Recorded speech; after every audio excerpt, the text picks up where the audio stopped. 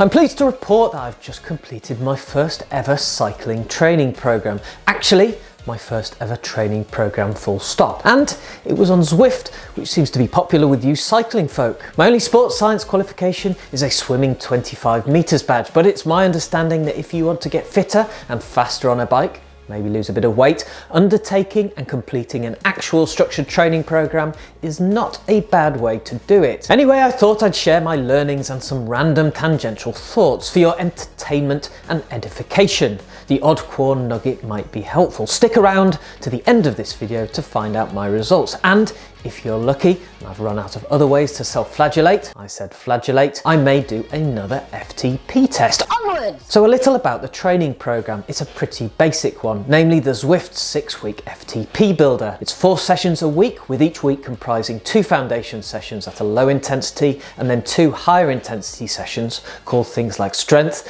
tempo and threshold development, which I guess I was after. All 4 sessions for the week appear in the Zwift app every Monday morning, and you can choose when you do them throughout the week. I actually completed every session, although I did replace one of the foundation sessions with a social ride with a mate, and one of the sessions in week 4 wasn't recorded because Zwift crashed at the end. I was able to recover the ride data though, and don't panic, upload it to Strava. Other than that one outdoor replacement ride, I only did Zwift rides on the training program, so I wasn't otherwise supplementing my fitness with other secret squirrel trips to the gym or indeed the pool to swim the 25 meters I'm qualified for. So that's what I did. Now, channeling my secondary school science teacher, but without the leather elbow pads and extraordinary beard, what did I find out? Number 1, Zwift is quite entertaining, innit? Good grief. I've always found riding indoors pretty tedious. Even in our previous house where I had the turbo trainer in a sometimes boiling conservatory with Tour de France highlights for entertainment,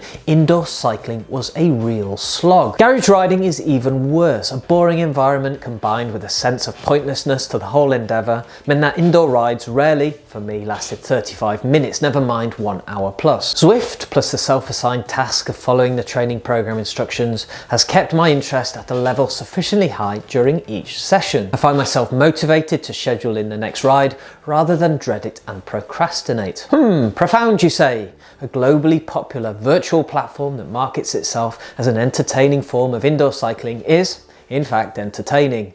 This is the sort of insightful analysis you came for. Number 2, I can finish a training program. Staying with the banal conclusions, it turns out that I can complete a full training program, albeit a relatively short one. Whilst I've started many a training program in the past, hell, I've even read books and created my own, Zwift has revealed the hero within and helped me to actually finish one. And just to reiterate the benefits of a training program, even a random one I've just picked off, that there's Zwift. A, I've done more volume. B, I've trained more consistently. C, my training has been higher quality. Each session has a purpose. No junk rides here. Thank you. D, I've experienced progressive overload, which is not an 80s prog rock band, but instead a gradual increase in volume and intensity over the course of the program. And E, most importantly, I really haven't had to think too much about it. So, on that point. Number 3, I've never done this much riding in January and February. Again, this is hardly surprising, but as an amateur statman, skibby-dibby-dabby-doo, I find the actual numbers quite interesting. Over the first 2 months of the year, I've ridden 35 times for nearly 1,000 kilometers, although some of those are Zwift KMs. A total of 36 hours, nuts to saddle time. That's over double a good outside year. 2019 was nice weather and 2021 was during a bike-friendly lockdown, and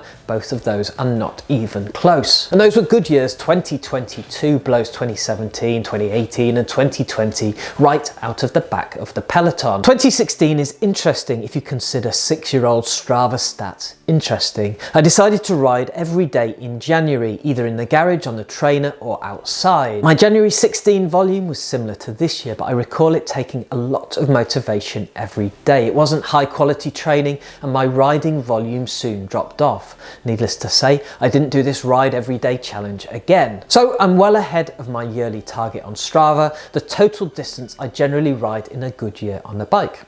which is nice. Where am I now? Number 4, using Zwift with a dumb trainer is doable. The fact of the matter is that I've just completed a training program using Zwift with a non-smart elite wheel-on indoor trainer that's nearly 10 years old, and I've had a satisfying and, spoiler alert, fitness improving experience. So it's definitely doable, but not optimal. Trying to hit the target power at the right cadence using just your gears is a challenge. You have to develop a feel for which gear combo corresponds to which power/cadence target. And remember that feels when brain is leaking out of your nose on a walnuts out effort. Some targets just don't work with my gear ratios. In those cases, I tried to achieve the right cadence and went slightly higher on power. Assuming I haven't overtrained, I don't think I have. This has possibly resulted in me getting more training impulse and therefore more fitness improvement effect than is perhaps implied by the plan. Probably all comes out in the wash though. Number 5, indoor training is better inside a house than a garage. It's taken a long time to get round to bringing the trainer into my house rather than labouring under the misapprehension that such a static torture has to take place in my damp, cold garage. Like 7 years long. Like a ninja crossed with Marie Kondo and Lawrence Llewellyn Bowen, I've been slowly tidying and vajazzling my man cave whilst trying to maintain the illusion to my wife that it's my home office. I finally broke cover at the start of 2022, brought in my trainer and bike, signed up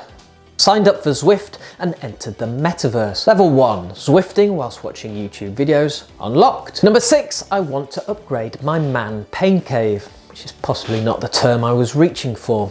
Also not really a learning, more a realization, or a wanton desire to get stuff wrapped up in some sort of semi-rational justification that if you find yourself doing something consistently for 5+ hours a week and it's on balance good for you, then that might be something worth investing in. And I'm already on the upgrade pain train. Having dallianced initially with an old sheet, I quickly bought a trainer mat to protect the cave floor. And I'm going to need a fan, or at the very least start using a towel. Now, like many other Andrews, I don't actually sweat that much, but towards the pointy end of a 70-minute threshold development session, my soaked t-shirt arm is only 10% functional as a sweat mopping up solution. Lovely. I'll leave the cave upgrade chat there. Hint, hint.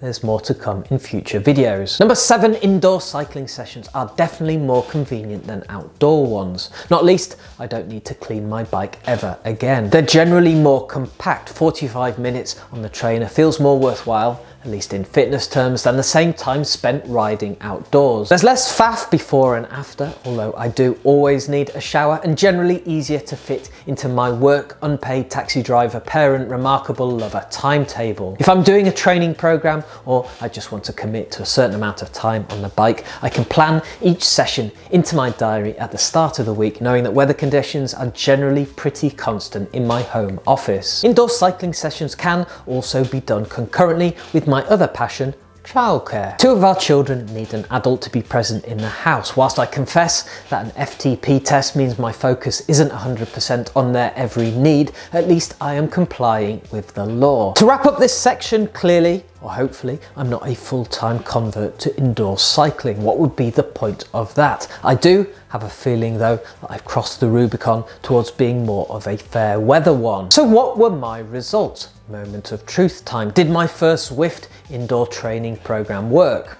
In short, yes. I mean, we've already seen that it's worked in getting me to do far more winter bike riding than I otherwise would. But now in cold hard numbers. I did an FTP, functional threshold power test, on Zwift before starting the program, and I'm pretty sure I recorded 197 watts. Typically, Zwift doesn't keep historical records, and neither do I. My test at the end of the program recorded an FTP of 227 watts, a massive increase of 30 watts or 15%.